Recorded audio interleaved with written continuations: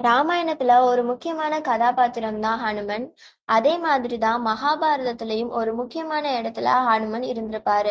அதாவது குருஷேத்திர போர்னு அழைக்கப்படுற மகாபாரத போர் 18 நாட்கள் நடைபெற்றது நமக்கு தெரியும். இதுல அர்ஜுனனுக்கு தேரோட்டியா கிருஷ்ணன் தான் இருப்பாரு.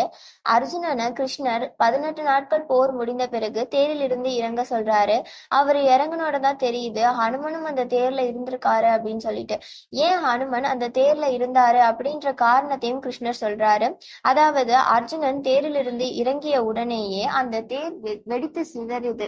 இதுக்கு காரணம் என்ன அப்படின்னு அர்ஜுனன் கேட்கும் போது, மகாபாரத போர்ல மாபெரும் வீரர்களா கருதப்பட்ட பீஷ்மர், கர்ணன், அஸ்வத்தாமன் போன்றவர்களா அர்ஜுனன் தான் அழித்தாரு. அதுக்கு பயன்படுத்தின அஸ்திரங்கள் தான் அந்த தேர்ல இருந்துச்சு. அதன் காரணமா தான் அந்த தேர் அவர் இறங்குனோடனேயே வெடித்து சிதறியும் இருக்கு. இத வெடிக்காம பாத்துக்கிறதுக்கு தான், அதாவது இந்த ஆயுதங்களால எந்த ஒரு பின்விளைவும் ஏற்படக்கூடாது அப்படிங்கிறதுக்காக தான் ஹனுமன் வந்துட்டு அந்த தேர்ல இருந்திருப்பாரு. ஹனுமனோட சக்தியினாலதான் இந்த தேர் இவ்வளவு நாள் பாதுகாப்பா இருந்துச்சு அப்படின்றதையும் சொல்லியிருப்பாரு.